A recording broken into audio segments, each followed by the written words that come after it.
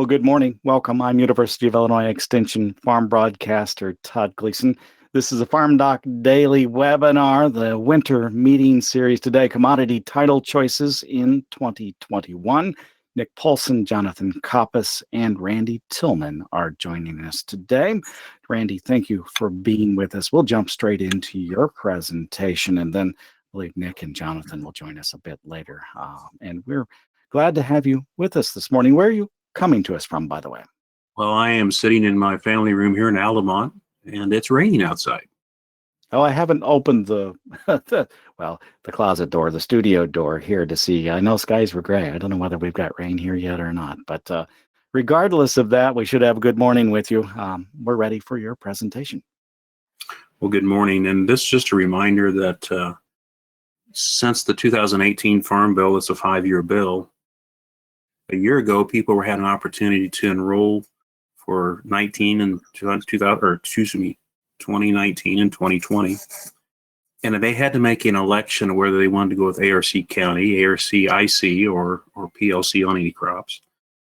And that was a 2-year election, but the time has passed, and we're now into 2021, and you have that opportunity to make an election again if you so choose. The important date, as you see on the screen, is it's March 15th is the final date. Or if you don't make it by that date, you can still enroll, but you will lose the opportunity to change the election. It will stay the same as last year. So if we move on, we ask the question, how do I complete the election process? We are, due to the restrictions of COVID and that, we're unable to meet people face to face. So we're asking you that you will email and call the local offices and set up an appointment. Of course, that's different than last year. Last year, you were able to actually come in and even stand in line, and we could meet with you face to face, but we're not able to do that. In fact, majority of the offices in Illinois are even restricted to the number of employees they're allowed to have in the office. So we're going to have to do things a little different this year. So we ask that you would email, set up an appointment in advance. County offices are busy with trying to do record updates, finish up CRP, which will, I believe the final date for CRP general sign up is next week, next Friday. So there's a lot going on in the county offices, and it's important that you call ahead. Email is preferred, and we can meet your request. So when we decide who has the ability to make this election, we're looking at all the producers who are on that farm. And we define a producer as those who have an interest in the cropland and have an interest in a crop. So we're looking at anybody on that farm with the exception of 2 groups, those who are strictly CRP or those that have only interest in non-cropland such as pasture or forestry that we do not show as a field in our records. The people that are going to make this decision this year are those that are the producers on the farm for 2021. We look at who is on the farm, who's going to share in the crop for 2021. All those people are the ones that have to have a unanimous agreement. And that agreement has to be in our office and submitted, and all the signatures along with that, by the March 15th date. And I want to stress that March 15th date is the final date to make an election request. If you fail to do that, you can still enroll, but you will be stuck with the election that you had for 2020. Now, because of this, we're going to be using OneSpan as what we can take some stuff by email, but if you contact the office, you can submit forms through Box, and OneSpan is what the offices are using. So when can you sign up? We're going to encourage you to start the process now. As I indicated, county offices are busy and they have a lot on their plate. They're saying they're trying to get things through, and it's going to take a little time to finish this up.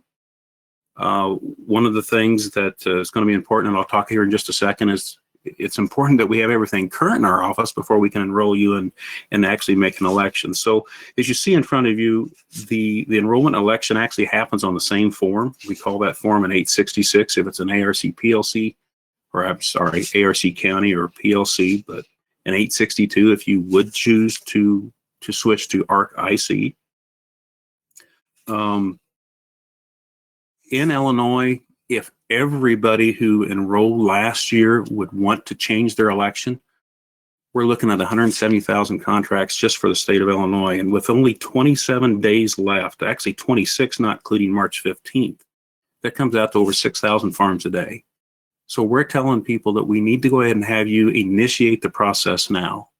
If you're, and I know Nick and Jonathan will talk about some recommendations. So when we get done here today, we're going to ask that you go ahead and start initiating the process now if you're pretty sure which way you want to elect.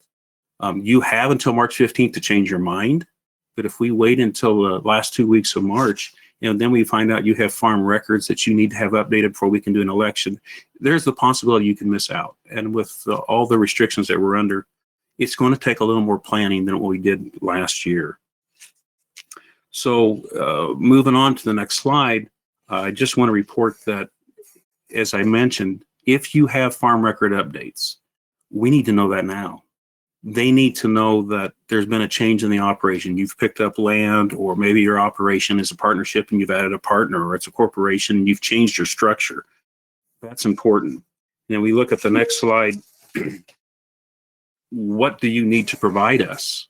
If you've bought ground, we need a copy of the recorded deed. If you sold ground, the new owner needs to provide us that information, their name, address, and information that we can load them in our system and provide them updates as an owner.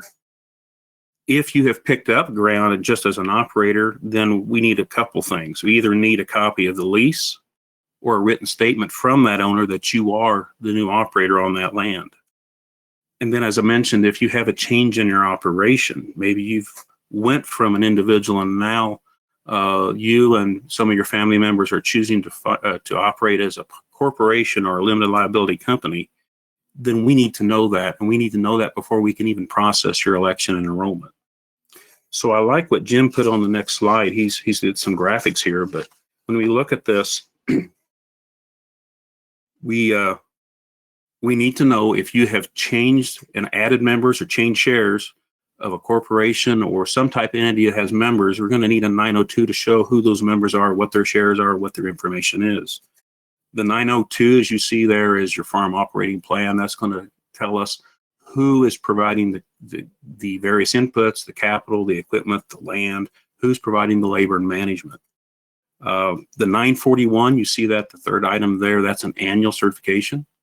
So when we look at all four of these forms, if your operation hasn't changed from 2020, you still have to complete the annual report of what is your adjusted gross income for the 3 previous years prior to the current year. So for 2021, what was your income? What can you certify your income was? Was it less than $900,000 for the year 17 through 19? That's required even if your operation does not change. That's an annual requirement. And the one thing I do want to mention about that, unfortunately, most forms we can take a fax copy, we can take an email copy, and you can submit those copies through the software called Box. The county office will set up an account with you, and you can, through a secured portal, submit documents that you and the county office only have access to. But the bad thing about this 941, and I don't have any control over this, but we do have to have a copy of this. And even though you can use OneSpan to sign things, you're still going to have to scan this form or fax this form or mail this form to the county office. And the reason is the IRS will not accept these electronic signatures. So we will take a scanned copy of this as long as it's been signed by pen and ink. They will accept that, but they will not accept a digital signature on a 941. And then the last thing is a 1026. If your farming operation has a change, you've got one of these on file. If you've been paid before, you don't need to update this unless you broke out some ground or get into some wetland. So looking at the next page, we still require, these are the requirements for the program. There's still a $125,000 payment limitation per person or entity. Still required to be actively engaged in farming and meet the cash rent tenant rules. As I mentioned, you still have to be under the $900,000 gross income limitation. And as I mentioned, the highly erodible land and wetland requirements are still there. This next slide is something just for information that in Illinois, because of the 2019 Farm Bill, there's a large amount of counties now that are going to have 2 yields if our county is selected. And this is a map just showing you that. So if you choose to elect our county, just want to make this aware that there will be 2 yields in the county, and those yields will be classified as an irrigated, non-irrigated. And each farm will have a percentage, what we call a HIP percentage, which stands for historical irrigated percentage, when we compute payments. And I can tell you that majority of the farms in Illinois are going to have a 0%, meaning that there is no history of irrigated plantings on that farm. But what we do, we look at the years 13 through 17, and if there's any farm that has irrigated plantings during that period of time, we take the overall 5-year average of irrigated plantings reported, divide it by the entire plantings reported, and come up with what we call a HIP value. So if you have on history 100 acres and you irrigate 50 of those, your HIP value would be 50. And again, this only applies for those Ark County elections. And then the last thing is just a resource page. I think these are a good resource for you. On the left is our national homepage, public web page. In the upper left there, you see home and programs and services. And if you click on that programs and services, you'll see a drop down of many of our programs, one being the ARC PLC program. And Jim has included a graphic of what that ARC PLC page looks like. And there's a lot of resourceful information there about the program, specific to counties, specific to the different types of elections you can do. And on the right is the farmers.gov you may be familiar with. This was kind of the portal that was used even with FSA employees for enrolling in CFAP and WIP. And there's a lot of useful information there. There's actually a link that says, hey, give me a deadline calendar, and it'll show you the upcoming deadlines, which is a very good resource.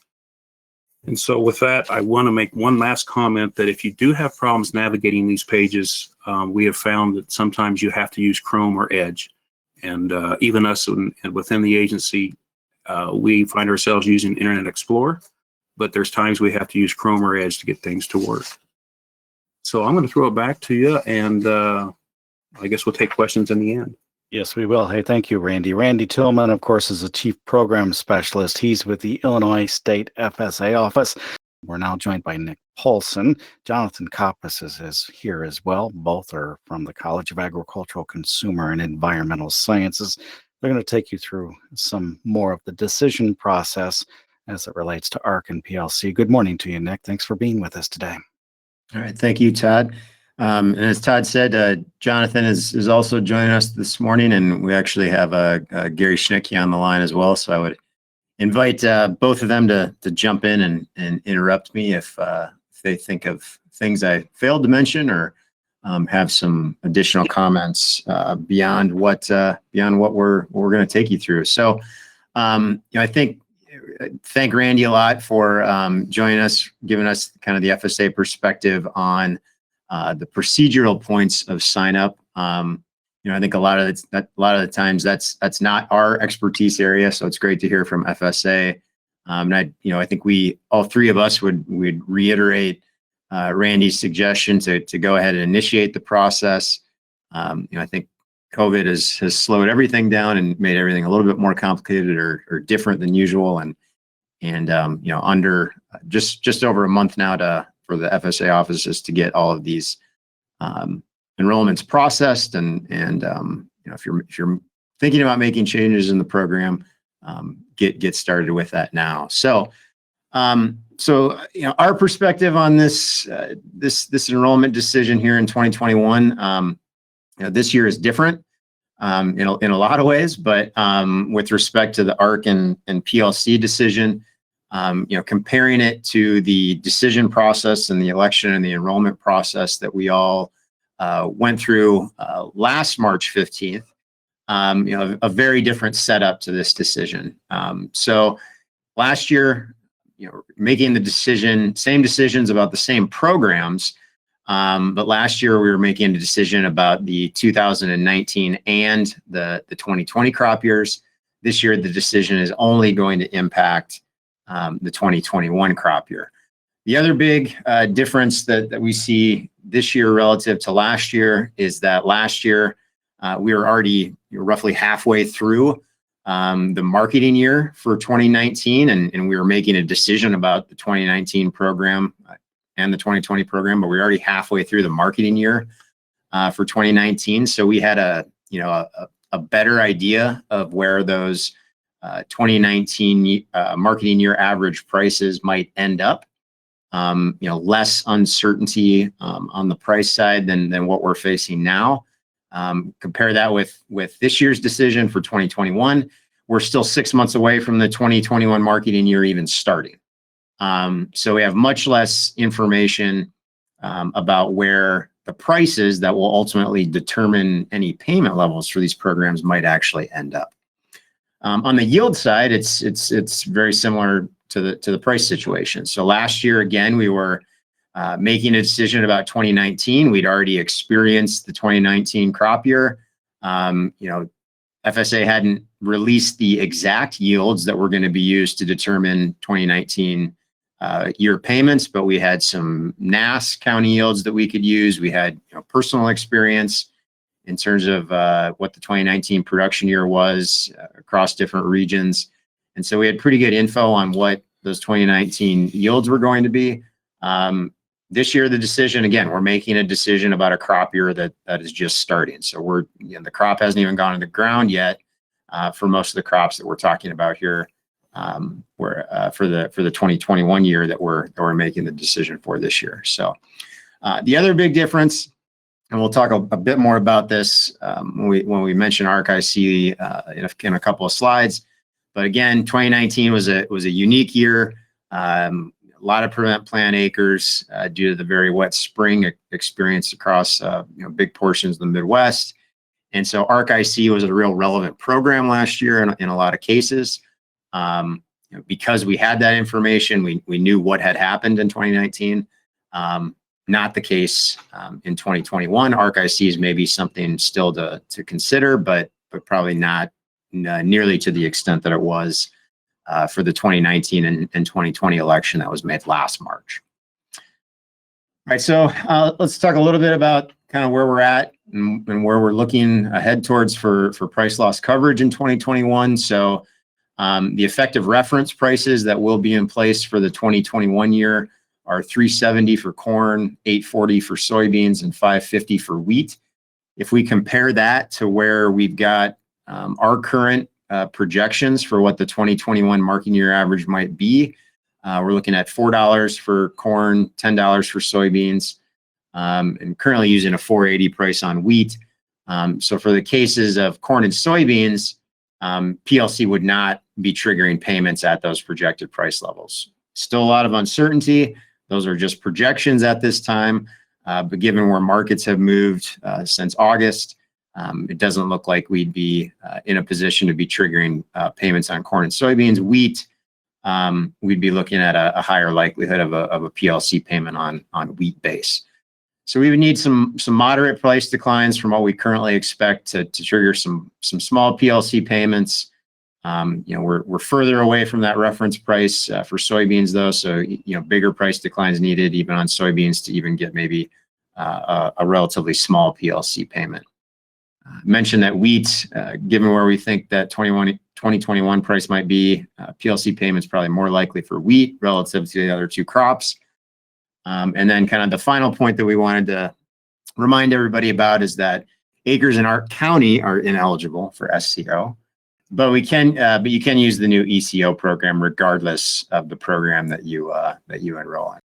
And then finally, again, a lot can happen between now and that 2021 marketing year when we'll actually be determining prices, which are what matters for how this PLC program operates. So again, those are the projections now, but the marketing year hasn't even started, won't start for corn and soybeans until September. If we look at the ag risk coverage, the county level version of the ag risk coverage, ARC program for 2021, the benchmark prices for that program for 2021 are set. If those look familiar, they're the exact same prices as are the current effective reference prices for PLC. So in the last 5 years, we've seen prices move low enough to where we're at the reference price, even for the Arc County program, in terms of the benchmark that's used for that. Obviously, by county, it depends on what county you're in, what the yield benchmark is. That's a trend yield that varies by county.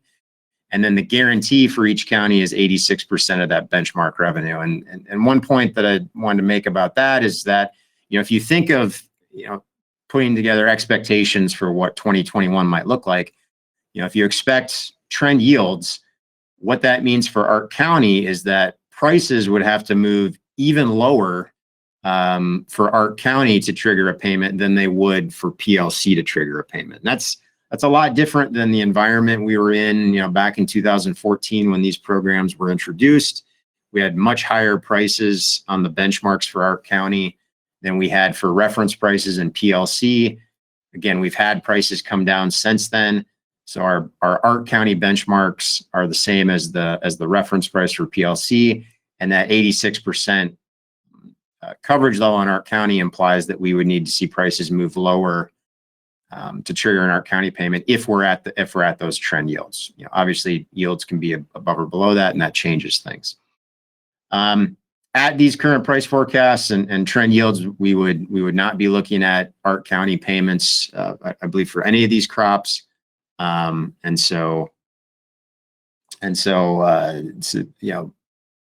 current expectations, unlikely we would see big payments from either PLC or Ark County. So what are some scenarios that we might see some support in the Ark County program? So one, we could see a large decline in prices from what we currently expect, and it would require a big drop in prices if we came in at a trend yield level for 2021. In that scenario, though, PLC would also be paying, and for the reasons I had just mentioned, PLC would probably be triggering larger payments in that case because it would start to kick in. That the payment rate on PLC would be bigger than what we'd see in Ark County if it was purely a big price decline that was driving payments. Two, we might see some major yield losses, and this could again vary by county. It might be in localized areas where we see some crop failures. Could be widespread if we were looking at another major drought. But major yield losses would be a scenario that might trigger Ark County payments. In that case, we'd probably see higher than expected prices, and so Ark County would pay and PLC would not. Or we might just see some combination of both effects, some moderate price decline and below trend yields. There are realities you could think of where that would be the outcome, and in which case we might be in a situation where both programs would be triggering payments, the level of which would depend on the exact scenario. So now we wanted to just make everybody aware of and point people towards some of the resources that are out there to help make the decision, do some of your own analysis, some things customized to your individual situations. So we've got the first thing we wanted to point to here is an Excel tool. The 2018 Farm Bill What If tool has been recently updated. The latest version is available at the link you see there at the bottom of the screen. This is something that can be used to do some Ark County and PLC comparisons. And it can also be used to do some analysis related to the farm level Ark program, the Ark individual program, or Ark IC. And you can do that for single FSA farms, or there's also options to look at what happens with Ark IC when you enroll multiple FSA farms into that program. One of the things that's been added to the What If tool in the latest iteration that's now available is this Ark County PLC comparison table. So again, it's you enter in kind of what we expect for yields and prices for the coming year. Neither program is going to be triggering payments in most cases. So this was added just to provide a little analysis around those expected values.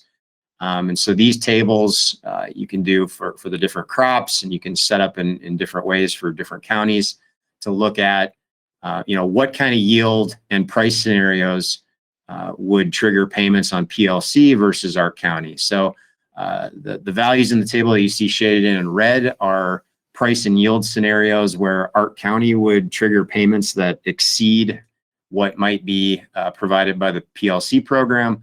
Whereas the areas shaded in green are scenarios where there might be payments, and those payments would be larger for the PLC program. So you can see for Ark County, again, it's kind of highlights the low yield scenarios where that program would be the one that would provide bigger payments.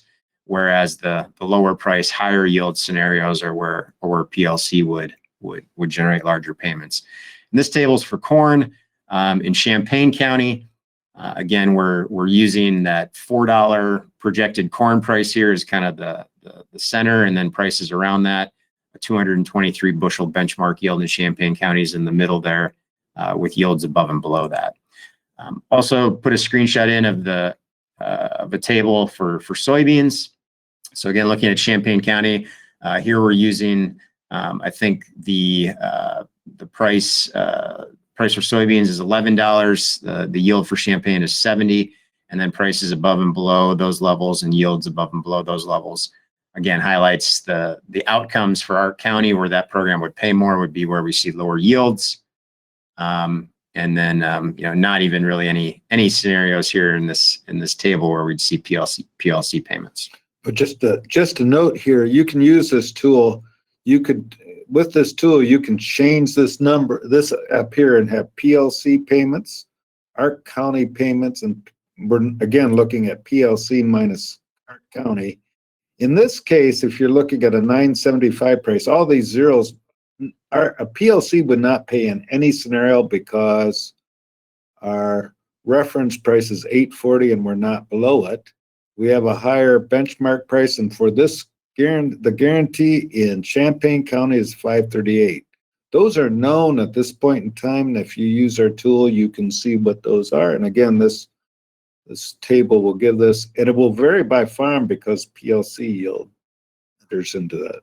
So, but important point here on the, I guess important point, just PLC does not pay in any of these scenarios.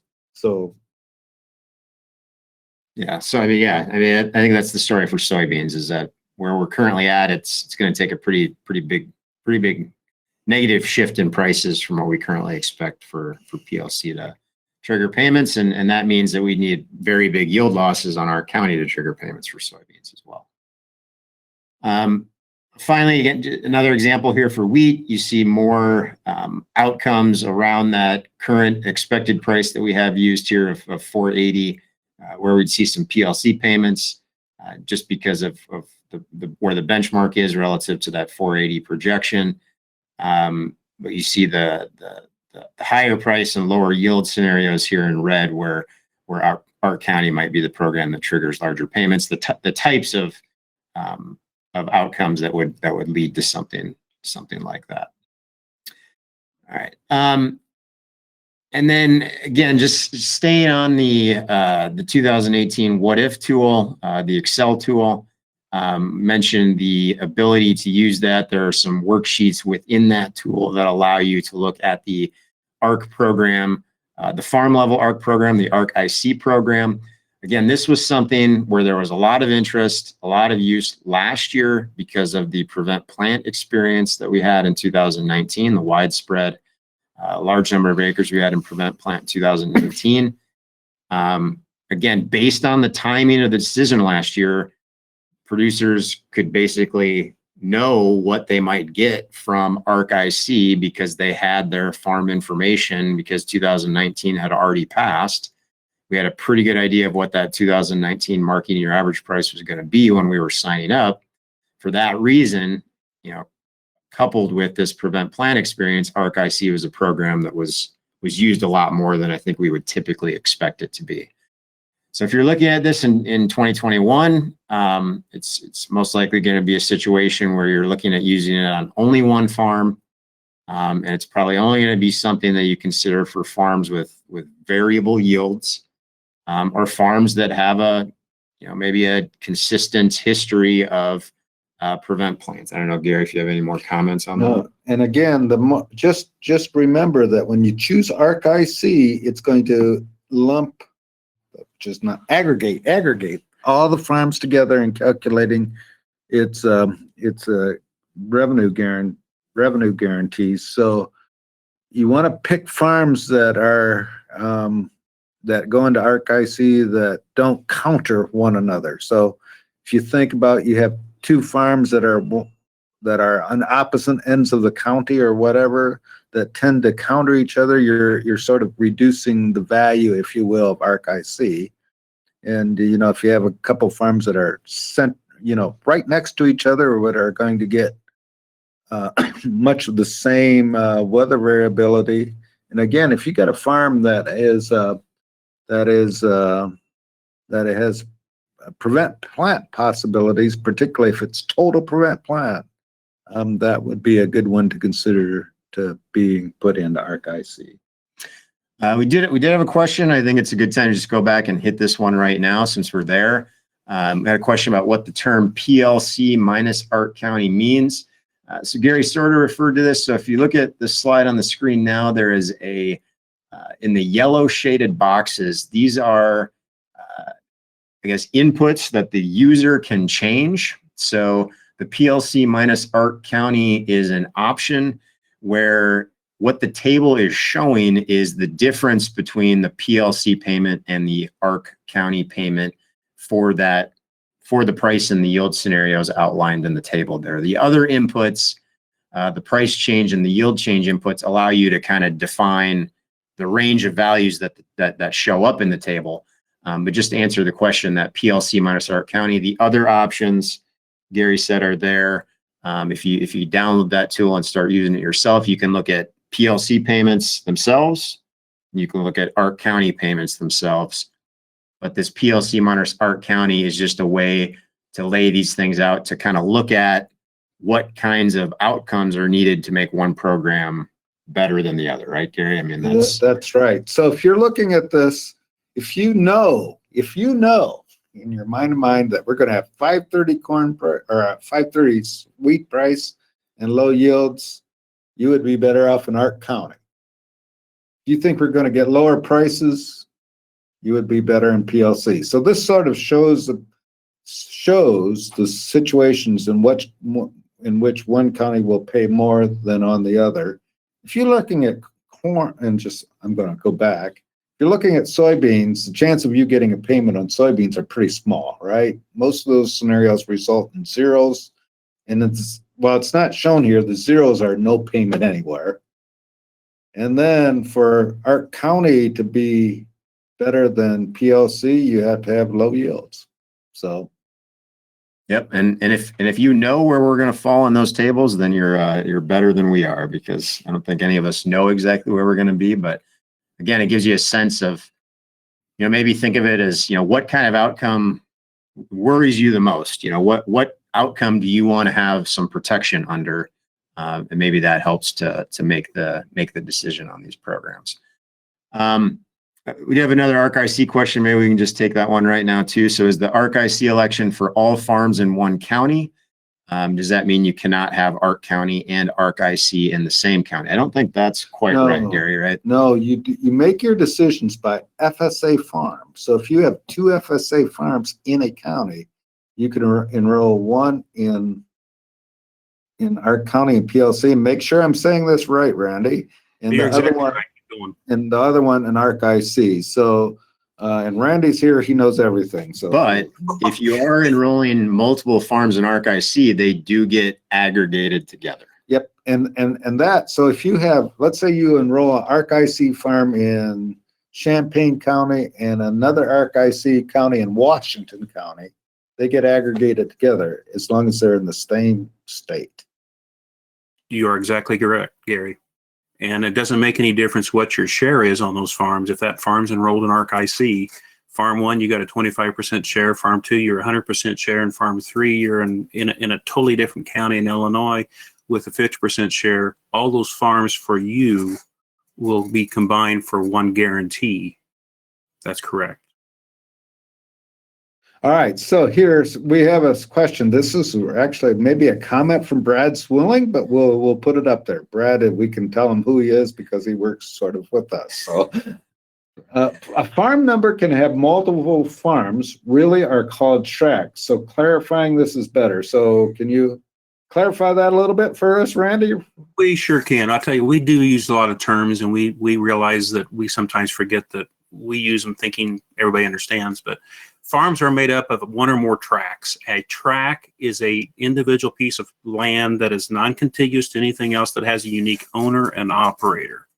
So you can have multiple tracts of a farm that would have different ownership, but a farm is composed of the same owner and operator that's unique. So you could have multiple tracks, but the same operator, and it's all farmed as one big unit, same combine, same. Where the biggest scenario I've had, Gary, is where dad had that farm, and when he died, he left it to the 4 kids, and the 4 kids are 4 individual owners, but it's still farmed as one unit. So it's 4 separate tracks, but one farm number. All right. Well, I think we're gonna finish off here before we get to the question section with just making sure we point out one other resource that you all can access and use to help make decisions, and that is our web-based tool. And so we've got the link to that tool up there. That will take you to a screen that you see here on the right, or the screenshot that you see on the right. And we've got a number of tools available, web-based tools now available. A couple of crop insurance tools that have been done for a number of years, and the ARC PLC calculator in the top left of that 4-panel screenshot is what we're talking about here. And so that's another tool that's available. This does some probabilistic analysis for you. So if you want to start thinking about probabilities and likelihoods of payments, rather than looking at specific scenarios for payments, which is what the Excel tool does, this is where you can go. So again, a few screenshots here of what the analysis or the output looks like from this ARC PLC calculator. On the left is the input screen that's part of the calculator, so you can choose the state that you're interested in analyzing, the county, the crop. That automatically updates the reference price and gives you irrigated or non-irrigated options if that practice type exists in that county. You can enter in your own PLC yield. It pulls in some other program inputs that are set for the ARC and PLC programs. And then when you run the model, you get the output that you see on the right here. And again, 19 is passed. The information that's shown for 19 is set. Those payments have been determined and made. 2020, there's still some uncertainty associated with that because we are still in the marketing year. We don't know what those 2020 prices is, and the yields have not been released for our county for 2020. And then 2021, it'd be the one here that we're looking at, the decision that we're making by March 15th. So here in Champaign County, 179 bushel PLC payment yield scenario, we're looking at an expected payment of $4 from PLC, or $4 from ARC County, about $18.50 from PLC. Again, that is just reflecting the possibility that prices will move from where we currently think they're going to be. So we expect a $4 price. This is based on a $4 projection, but there is a possibility we would see prices below $3.70 or even lower. There's a possibility we'll see low yields below the benchmark yield. And so these estimates account for those distributions of possibilities. And this gives you an expectation of a payment level and the likelihood of payments being triggered. Just another example here, we got Champaign County for soybeans. Again, this reflects a lot of what we talked about, given where soybean prices are at. Very unlikely we'd see payments really from either program for soybeans. And then just again, for something different on wheat, much higher likelihood of payments for either program. Larger expectation in terms of payment levels and likelihoods for that PLC program for 2021. So again, this is probabilistic analysis. You may like that, you may not, but we provided it, and so it's another way of looking at things. This is Jonathan Koppas's forecast of the future. So actually, you can look at it just like a weather forecast. There's an 83% chance of rain. There's an 83% chance of a PLC payment for wheat in Champaign County, according to our models, and that payment will average $42, and that includes 17% of zeros. Yep. So in reality, there'll either be a payment or there won't. But right now, our forecast says there's an 83% chance. I'm going to go back. So for soybeans, don't worry about it much. Our forecast would be very low chance of either one. And if those happen, you'll be worried about more things than whether you get Arc County or PLC. For corn, so we're using a $4 price, which would not trigger a payment, but it has we have a 33% chance right now of a price Below 370. below 370. You can agree with that or not, but that's based on historic. If we're sitting at where we are today, and actually it's sort of this $4, if you're looking at it, is pretty well based on what futures markets are saying.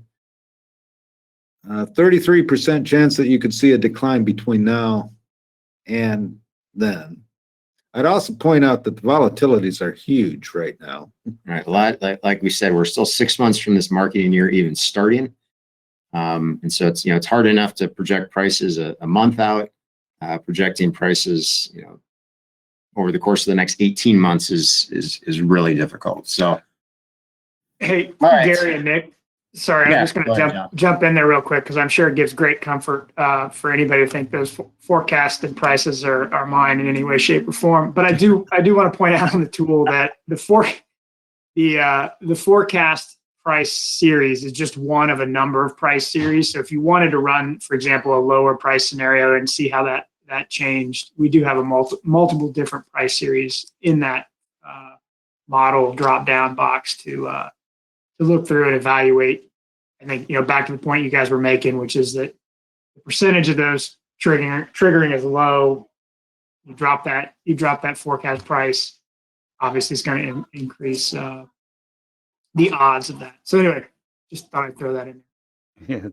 Yeah, write your questions in the box if you have them. We'll get to them in just a moment. We would like to thank our sponsors, by the way, Compeer Financial, the Center for Farmland Research, TIAA, here on the Urbana-Champaign campus, farmland.illinois.edu if you want to visit them. Farm Credit Illinois, the Illinois Soybean Association, the Illinois Corn Growers Association, FS Growmark, and of course, the Illinois College of Agricultural, Consumer, and Environmental Sciences, and the Department of ACE, along with the Gardner Agricultural Policy Program. And one other note about predictions for the future. I was talking with Ed Ussett, who is an agricultural economist for the University of Minnesota, for my radio programs on Monday of this week, and he'd just done some research looking at large inverses in both the corn and the soybean crop at this time of year on February 1, the difference between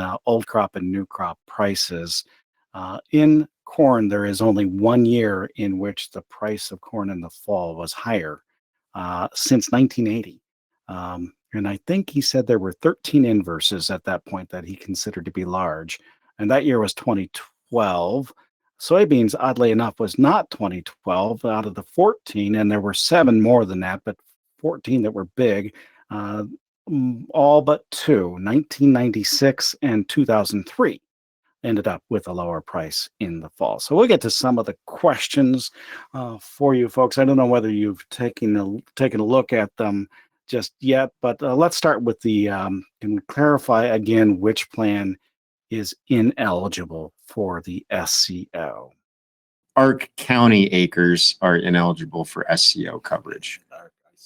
And Arc IC. So Arc acres. If you're in PLC, you're eligible for SCO on those acres. If you're in either one of the Arc options, you're ineligible for SCO.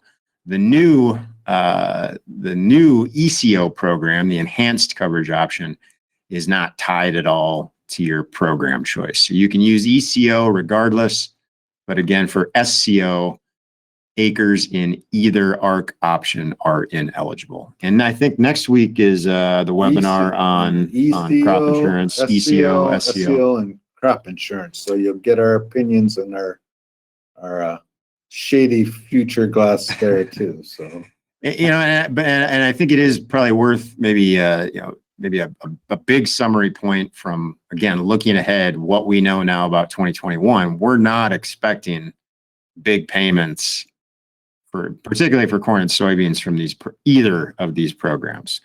I mean, if markets hold where they're at, Neither program is going to trigger a payment, and that's a good thing, right? I think Randy said that to us as we were getting ready for this. We don't want to be in situations where these programs are necessarily triggering support. We'd rather just have good prices and yields and have the market take care of us. So, but again, these are some of the points to consider as you are making that decision over the next 4 or 5 weeks. Am I right as we look at the calculator and the numbers that you threw up for corn, soybeans, and wheat that PLC seems to be the option at this point that looks best given price projections? Yeah, I mean that's almost even more direct than I would even put it. I really think this. Well, I know that. I really think the scenario we're in now is, you just think about kind of what keeps you up at night, so to speak. I mean, are you more worried about a big yield loss in your county, not your farm? That's not what these programs cover. But are you a bit more worried about a big yield hit in 2021? Or do you really think there's a chance we'll go back to maybe the lower price levels we were looking at earlier in 2020? I think that's one way to inform your decision. But yeah, I agree. Where we're at now, I think, PLC for corn, I think it really matters for soybeans, and PLC for wheat looks to be the ones that are expected to pay off the most. In most scenarios would pay off. The most likely scenarios would trigger the higher payments. But again, where our county will come in for corn is if you have low yields and in a sort of a price level where we're at today, right? If the price goes up, the two are going to counter each other. So if you get a low yield, and if you think in central Illinois, if we have low yields here at the levels that we're thinking about, you're probably going to have a price response, I would guess. I don't know, unless we have a very local event. So a couple of questions that are similar. One it's cash rent, and the other that's on 50/50. The landowner and tenant, if they have a crop share lease, can they elect the same program? And if you're cash renting and you're the landowner, do you need to be involved in the process? So it's the same choice for FSA farm. So everything's has to agree and rent it, and it's actually the producer that makes the decision here. So Yeah, you're everybody correct. has to be in agreement. Yeah, we look at everything by farm number. I think there's a question about tracts. All the decisions in elections are made by farm number, and a farm, again, is a combination of at least one or more tracts. And then everybody who's considered a producer on that farm that is sharing in some type of crop on cropland, and a crop can be hay, crop could be actually standing grass, but if they're on that farm, they have to agree to that election. Now, there was a question about cash rent landowner. Does that landowner have to also agree? No, because that landowner cash rents that ground out and has no interest in any of the crops of the farm. So a 50/50, yes, the landowner would, because they're sharing in the crop. So anybody who shares in the crop on that farm has to agree to the election, and it's by farm. One of the questions here, so your earlier chart seemed to indicate Ark County is a better option, and your last chart seemed to indicate that PLC program is better. There you go. I mean, so I think this choice is one of those where you could go either way, right? yeah, and I mean, maybe that question is maybe it's the table that we were looking at, the comparison table from the Excel tool showed some outcomes for Ark County, where Ark County would generate higher payments. You got to ask yourself, how realistic do you think it is to have soybean yields around 40 bushels per acre? Because from what I remember, those are the scenarios where Ark County would maybe trigger a payment, even at some of the higher prices we have. So, but I think soybeans really is, if you're just looking at this choice, you're not considering SCO eligibility as a factor or anything. I mean, soybeans really are a toss up between the two programs. So our tool works on our web. My guess is it's an Excel tool, but we're showing for DeKalb County soybeans non-irrigated, we're using our forecast model. 7% chance of PLC making payments and a 1% chance of Ark County. That's pretty small. So, Yeah. Again, if we're forecasting rain, I probably wouldn't worry about carrying my umbrella either way with either one of those likelihoods. So yeah, private software blocks it. Do you have any idea as to why? Whoop, whoop. So this is a question about downloading the spreadsheet tool, issues with virus software. So the one thing, we have two options on there. One is an exe and one is a worksheet file. If you downloaded the exe and have that problem, go to just the worksheet file. And there's two options there now. So try that and hopefully that'll works. If you want to go SEO, yeah, you got to do PLC. So yeah, and then that's why we put that point in there. Again, because of the eligibility, that SEO, you must be in PLC to use that program. That might be a factor that affects the decision this year. There was also a question, I think, just confirming, what this decision impacts. This is a 1-year decision this time, or at least it can be a 1-year decision. You will have the opportunity to change again next year for the 2022 crop year. So there was a decision made last year that covered the 19 and 20 crop years. This enrollment and election this year can be changed for 2021. Next year, it could be changed again for 2022. Any of the other questions you made note of that you want to answer? I think there are a couple of more left. This one I think is fairly simple for you. When is the reference price set on corn and soybeans? So just to, I guess, clarify terminology. So reference price, we're really talking about the PLC program. That's the reference price. And of course, it was complicated a bit in 2018. Now there's an effective reference price. Those are set by statute. There is the potential for those reference prices to go up. Effective reference prices to go up. The reference prices are set, but the effective reference price can go up. But we're not in a price environment where we need to worry about that escalation clause. So you can view the reference price for PLC, $370 for corn, $840 for beans, $550 for wheat, as being set in statute. So those do not change. And then along with that, what are the marketing year dates for 2020 and 2021? So the corn marketing year and the soybean marketing year, September 1st through August 31st. So we're in the 2020 marketing year. That will end in August, and the 2021 marketing year will start on September 1st. Question about ECO. They heard it was mentioned a few times this morning. There will be a webinar devoted to crop insurance and a lot of time spent next week on ECO. So I would, it's a program that I think deserves some attention. We've written a number of FarmDoc Daily articles about it in the last few months.